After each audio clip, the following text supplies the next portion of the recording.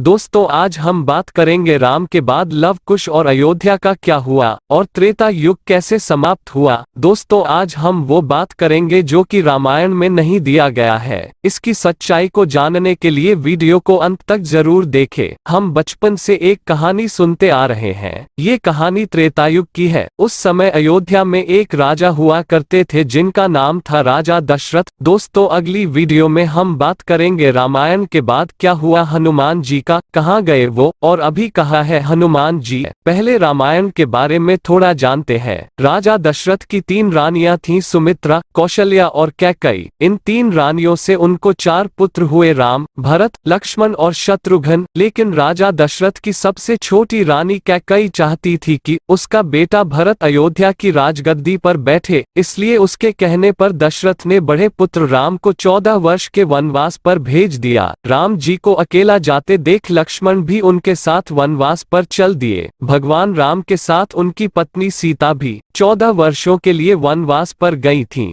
जंगल में लंकाधीश रावण रानी सीता का हरण कर लेता है। फिर श्री राम रावण का वध करके पत्नी सीता को मुक्त कराते हैं। 14 वर्ष के वनवास के बाद भगवान राम, माता सीता और लक्ष्मण अयोध्या वापस लौटते हैं। इसी दिन हिंदू त्योहार दीपावली भी मनाई जाती है। हिंदू मान्यताओं के मुताबिक भगवान राम को विष्णु का 7वां अवतार भी माना जाता है। राम एक आदर्श बेटे, प्रजा की रक्षा करने वाले राजा, पत्नी को प्यार करने वाले पति और अपने सिद्धांतों पर चलने वाले राजा थे। उनकी इन्हीं खूबियों के कारण उनको मर्यादा पुरुषोत्तम भगवान राम कहा जाता है। रामायण का बाल कांड, सीता हरण कांड आदि तो बहुत लोकप्रिय हैं, लेकिन रामायण का अंत लोग सीता के पृथ्वी में विलीन होने से मानते हैं। विष्णु का 7वां अवतार यानी श्री राम मानव रूप में थे और इसीलिए उनका देह त्यागना भी जरूरी था। तो जब श्री राम ने देह त्यागी, श्री राम के 2 पुत्र थे, लव और कुश। जहाँ लव ने एक नए राज्य की स्थापना की जो कहीं उत्तर पूर्व पंजाब में है। कुछ लोग लाहौर को भी इससे जोड़ते हैं। वहीं कुश ने कोसला राज्य, जिसे अयोध्या से बनाया गया था, में राज किया। लेकिन कुश अपने पूर्वजों की तरह एक कुशल शासक नहीं बन पाया। वो इसलिए भी क्योंकि उन्होंने नागों को मारने की कोशिश की थी, जिन्होंने उनके पिता भगवान राम द्वारा दिए बेशकीमती पत्थर को चुरा लिया था। भगवान राम को ये बेशकीमती पत्थर अगस्त्य ऋषि ने भेंट में दिया था। कथाओं के मुताबिक कुश दुर्जय राक्षस से लड़ाई के दौरान मारा गया था, लेकिन उनके पूर्वज कभी कोई भी लड़ाई नहीं हारे थे। पर जब दुर्जय राक्षस ने स्वर्ग पर आक्रमण किया तो वो इसमें मारा गया था। कुश की मृत्यु के बाद उसका बेटा अतिथि राजा बना। कुश और नागन्या कुमुदवती का बेटा अतिथि अपने पूर्वजों की तरह एक महान राजा था। वशिष्ठ मुनि की देखरेख में अतिथि एक महान योद्धा बना। अतिथि की मृत्यु के बाद उसका बेटा निषध